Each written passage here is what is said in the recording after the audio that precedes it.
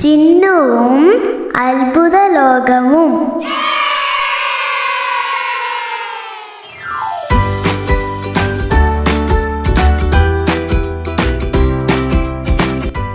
Hi കൂട്ടുകാരെ, എല്ലാവർക്കും സുഖമാണോ? ഞാൻ നിങ്ങളുടെ സ്വന്തം സിയ. എൻ്റെ കൂടെ അന്നു ഉണ്ട് കേട്ടോ ഈ കഥ പറയാൻ. ഹായ്. ഇന്ന് നമ്മൾ കാണാൻ പോകുന്ന കഥ ചിന്നുവും മാന്ത്രിക വിത്തും.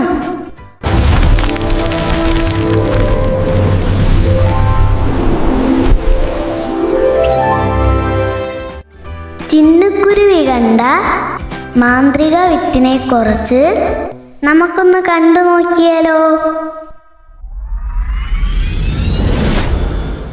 ഒരു വലിയ കാട്ടിൽ സുന്ദരിയായ ഒരു കുഞ്ഞു കുരുവി ഉണ്ടായിരുന്നു. ആ കുരുവിൻ്റെ പേരാണ് ചിന്നു.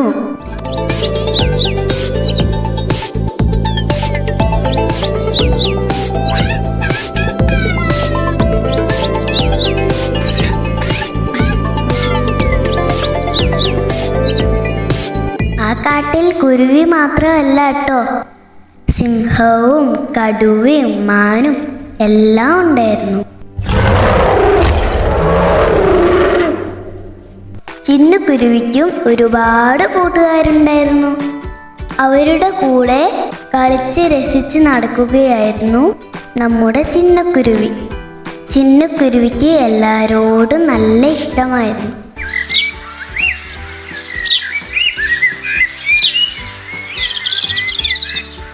ഒരു ദിവസം കാട്ടിലൂടെ പറന്നു നടക്കുമ്പോൾ താഴെയായി തിളങ്ങുന്ന എന്തോ കണ്ടു.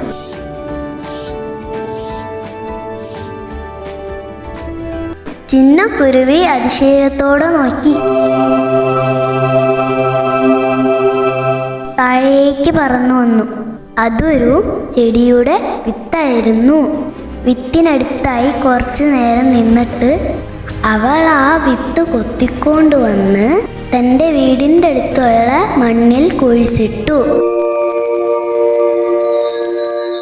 സമയം കടന്നുപോയി. ചിന്നു ആ വിത്തിനെ വെള്ളമൊഴിച്ച് പരിപാലിച്ചു. ഇതെന്തൊരു വിത്താണ്, ഇത്രയും തിളക്കം ഇതിനു മുമ്പ് ഞാൻ കണ്ടിട്ടില്ലല്ലോ.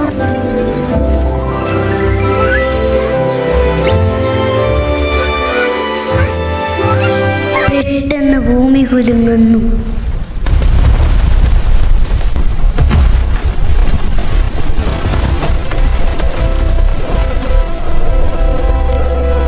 ചെറിയൊരു മുള വന്ന് നിമിഷങ്ങൾക്കുള്ളിൽ അതൊരു വലിയ വള്ളിച്ചെടിയായി മുകളിലേക്ക് മേഘങ്ങളെയും കടന്ന് അത് ദൂരേക്ക് പോകുന്നു.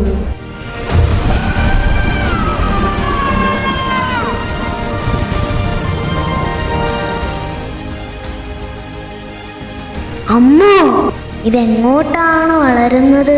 ചിന്നു ആ ചെടിയുടെ പിറകെ പറന്നുപോയി. പേടിയോടെ ആ വള്ളിച്ചെടിക്ക് മുകളിലൂടെ പറന്നു പോകുന്നു.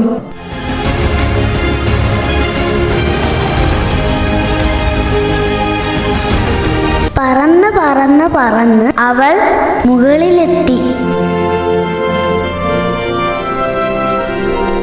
അവിടെ കണ്ട കാഴ്ച നിറയെ പഴങ്ങൾ നിറഞ്ഞ സ്വർണ്ണ നിറത്തിലുള്ള മറ്റൊരു ലോകം അവൾ അവിടെ കാണുന്നു.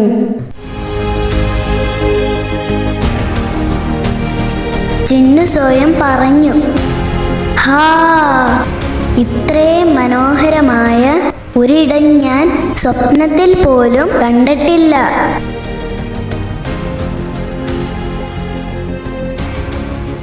ഇതെനിക്കെൻ്റെ കൂട്ടുകാരെ കാണിക്കണം. ഇപ്പോൾ തന്നെ താഴേക്ക് പറന്ന് അവരെയും കൂട്ടി വരാം. അങ്ങനെ ചിന്നു താഴേക്ക് പറന്നുപോയി.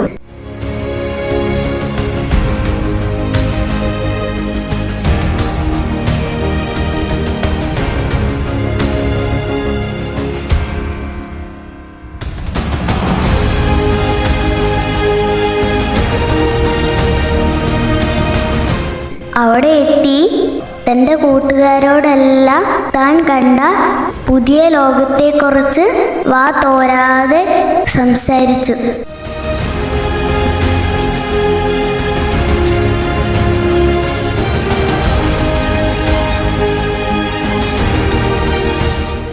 ഇത് കേട്ട കൂട്ടുകാർക്ക് ആ ലോകം കാണണമെന്ന് ഒരുപാട് ആഗ്രഹം തോന്നി. ചിന്നു പറഞ്ഞു, അതിനെന്താ കൂട്ടുകാരെ, ഞാൻ നിങ്ങളെ എങ്ങോട്ട് കൊണ്ടുപോവാ, എൻ്റെ കൂടെ പോന്നോളൂ. അങ്ങനെ ചിന്നു കൂട്ടുകാരെയും കൂട്ടി പറന്ന് ആ ലോകത്തിലേക്ക് പോയി. അവിടെ എത്തിയ കൂട്ടുകാരും ചിന്നുവും കൂടി പഴങ്ങളൊക്കെ തിന്ന് സന്തോഷിച്ചു നടന്നു.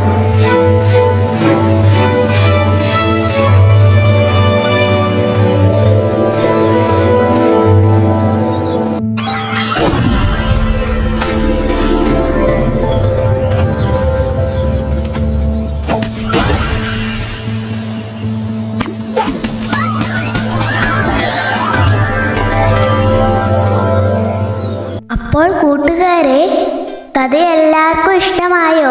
ഈ കഥയിൽ നിന്ന് നമുക്ക് എന്തു മനസ്സിലാക്കാം? നല്ല കാര്യങ്ങൾ എല്ലാവരുമായി പങ്കുവെക്കുമ്പോഴാണ് സന്തോഷം ഇരട്ടിയാകുന്നത്. അതുകൊണ്ട് നമ്മുടെ നല്ല കാര്യങ്ങളെ നമ്മുടെ നല്ല കൂട്ടുകാരുമായി പങ്കുവെച്ച് സന്തോഷത്തോടെ ചിരിച്ച് കളിച്ച് നമുക്ക് ജീവിക്കാം. അടുത്ത കഥയുമായി നമുക്ക് വീണ്ടും കാണാം. ബൈ.